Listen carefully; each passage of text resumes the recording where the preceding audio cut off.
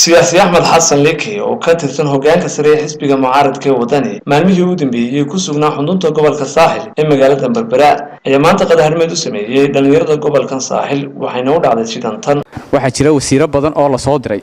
reer Berbera fariin baan u dirayaa waxaan leeyahay wasiiradaasi waxay ku soo beegaan waqtiga ololaha shalay tolo markay ku adkeed nin reer Berbera ama wasiir ama xil haya magaasimaan noqdo ama wasiir ku xigeen noqdo idin yimi oo yiri war adeer golihii deegaankan doornay 22 inaan doornay wixii noo dhilay metelay runtii waxay noqdeen qaar ku mashquul xisbiga kulmiye oo ololaya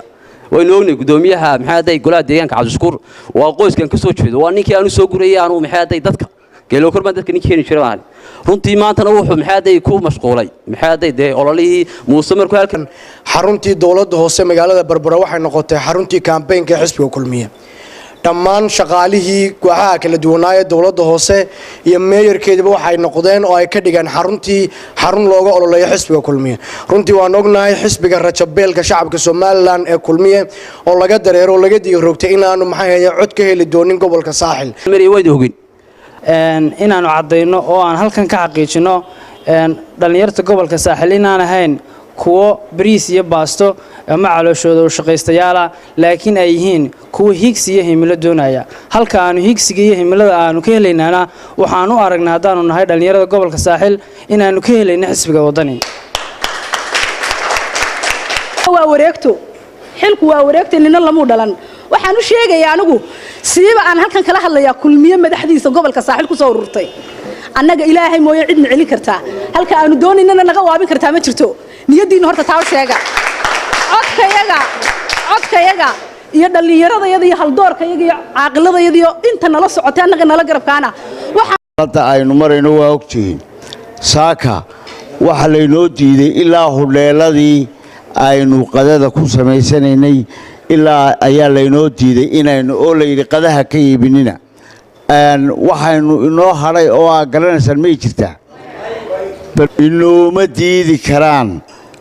aqli yaroo gaabanna way keeneen hudheer aynu ka cuntada in laynaga iibin waayo ma samayn karaan oo iska hadleen soo maaha waxaanu leenahay been baa sheegaysaan Berbera marti ku noqon mayno ha ku talagelina wadanna ku noqon maayo Berbera marti waxaanu inoo halhays noqon doontaa haddii alla ka dhigo